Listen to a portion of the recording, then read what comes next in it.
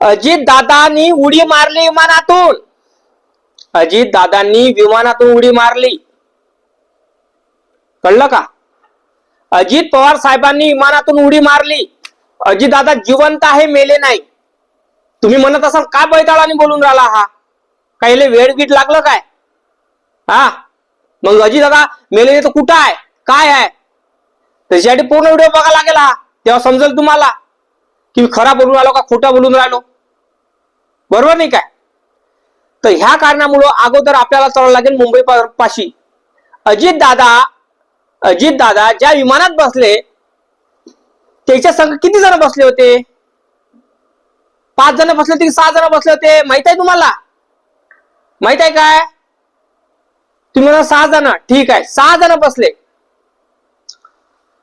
त्याचा व्हिडिओ आहे तुमच्यापाशी? काही प्रूफ आहे का तुमच्यापाशी? तुमच्यापाशी काही प्रूफ आहे का तुम्ही अजित दादा विमानात 6 जण घेऊन बसले या 5 जण घेऊन बसले, याचा प्रूफ आहे का? नाही ना.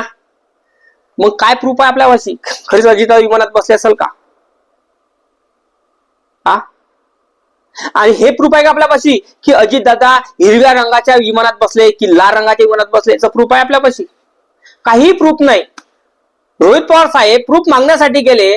रोहित पवार साहेब सीसीटीव्ही फुटेज मागण्यासाठी गेले. त्यांनी म्हटलं की आमच्यापाशी सीसीटीव्ही फुटेज नाही आहे. मग सीसीटीव्ही फुटेज का दिले नाही?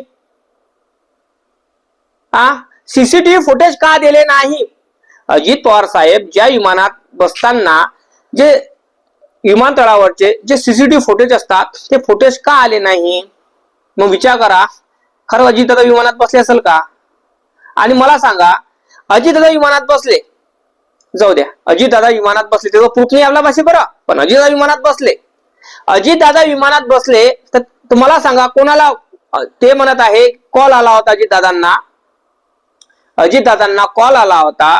तर अजित दादांना कॉल कोण याच्यावर आला होता? नॉर्मल कॉल आला होता की व्हॉट्सअप कॉल आला होता? विचार करा ना.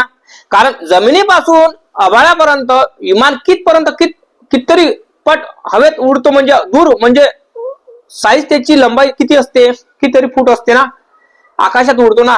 कारण तुम्हाला माहित आहे आकाशात विमान गेला तर ओळूच दिसते हो. आणि वर तर रेंज राहत असेल काय? रेंज होती काय? जेव्हा इकून जमिनीवरून फोन केला आकाशात रेंज असेल काय? तर मग रेंज असेल काय? नाही. तर व्हॉट्सअपद्वारे कॉल केला असेल तर लागू शकते, वायफाय ला कनेक्ट करून लागू शकते, पण कॉल रेकॉर्ड होऊ शकत नाही. पण दाखवलं की न्यूज मध्ये की अजितदादाचं बोलणं झालं, कॉल रेकॉर्डिंग दाखवली. हे काय दाखवण्याचा पद्धत काय आहे? म्हणजे दाखवायचं काय तुम्हाला? हे भलतच काय कुठे ना कुठे चालून राहिलं नाही काय? माझं एकच म्हणणं आहे, अजितदादांचा घात झाला की अपघात झाला हे अद्याप महाराष्ट्रातल्या जनतेला माहित नाही. ज्या विमानामध्ये 6 जण बसली होती, 5 जणांचा मृतदेह सापडतो, 6वा व्यक्ती नापत्ता होतो, त्याची पण अजूनही आतापर्यंत त्याची पहिचान झाली नाही, त्याचा शोध झाला नाही का 6वा व्यक्ती कुठं आहे, काय आहे, कुठलेही सीबीआय सीआयडी शोधत नाही आहे का? तुम्हाला काय वाटते का त्यांनी शोधलं पाहिजे ना? तुम्हाला काय वाटते की अजित पवार साहेब खरंच विमानात बसले काय? अजित पवार साहेब खरंच विमानात बसले काय? तुम्हाला वाटते का?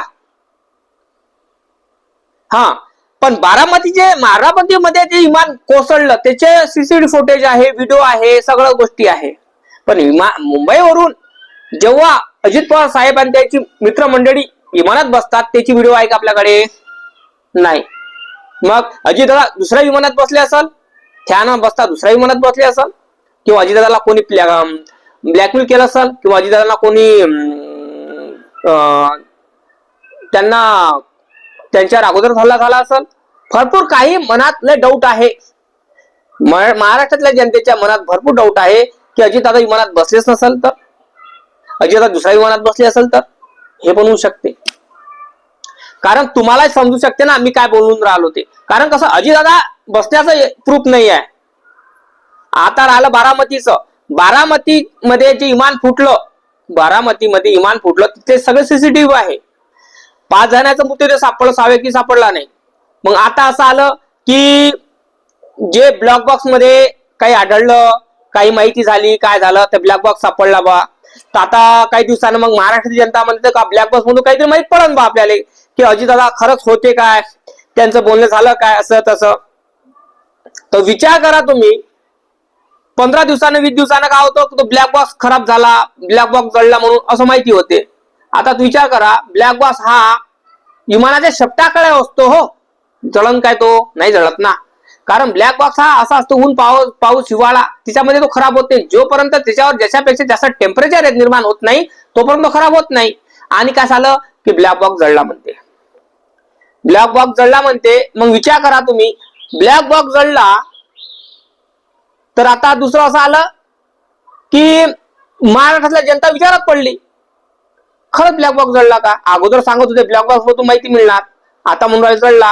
आता दुसरंच काही आलं, 20 ते 22 पानाचं काय आलं काय म्हणणं ते, त्याच्यामध्ये म्हटलं की विमान झाडाला शिंदलं आणि झाडाला शिंदून विमान फुटलं हवेत.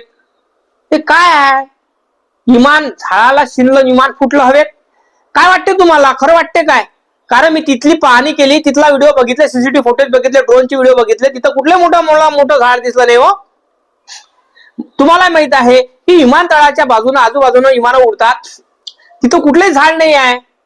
मी त्याची तिथले इंटरव्ह्यू बघितले, लोक तिथे जाऊन बघितलं की कोणचं झाड आहे काय, लोकांनी जाऊन बघितलं तिथं, पण त्यांना कुठल्या गोष्ट झाड दिसलं नाही.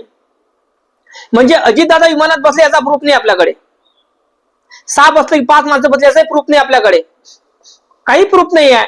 आणि तुम्हाला माहित आहे हो, लोक प्रूफ मागतात. त्या कारणामुळं खरंच त्याच कारणामुळं अजितदादाची तक्रार घेतली नसल, FIR घेतली नसल पोलीस स्टेशन मध्ये, असं होऊ शकते ना.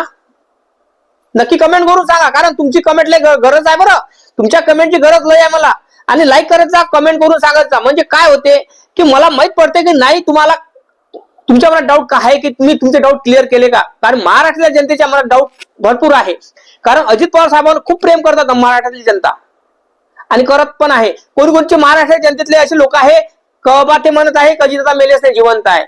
मलाही माहिती आहे अजितदादा जिवंत आहे की मेले आहे काय आहे, पण गोष्ट काय आहे, जिवंत असेल तर तुमच्या तोंडात पोटावर साखर पडो, हे माझं म्हणणं आहे. पण काय आहे हेतू, हा हेतू काय आहे मला कळला नाही अजून, की अजितदादा विमानात बसले याचा प्रूफ नाही आपल्याकडे. प्रूफ फक्त याचा आहे, बारामतीमध्ये जे विमान फुटलं त्याच्यामध्ये खरंच अजितदादाची बॉडी होती काय. मग अजितदादाची बॉडी होती तर त्याच विमानात 6 जण बसले होते, 5 जणांचं मृत्यू सापडलं, 6 व्यक्ती कोण. आणि हे अजून 6 व्यक्तीला का नापत्ता केला का, म्हणजे 6 व्यक्तीला शोधलं नाही का, जनावरांना खाल्लं, हवेनं खाल्लं, कोण खाल्लं. आणि 6 व्यक्ती उडी मारणारा कोण होय, कॅप्टन होय, विमानाचा चालक होय की कोण होय, हे आपल्याला माहित आहे का, नाही माहित.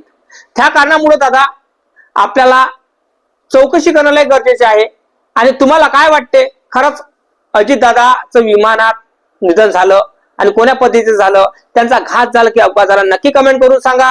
लाईक करा, चॅनलला सबस्क्राईब करायला विसरू नका, फेसबुकवर फॉलो करायला विसरायचं नाही. जय जवान, जय किसान, जय भीम, जय शिवराय.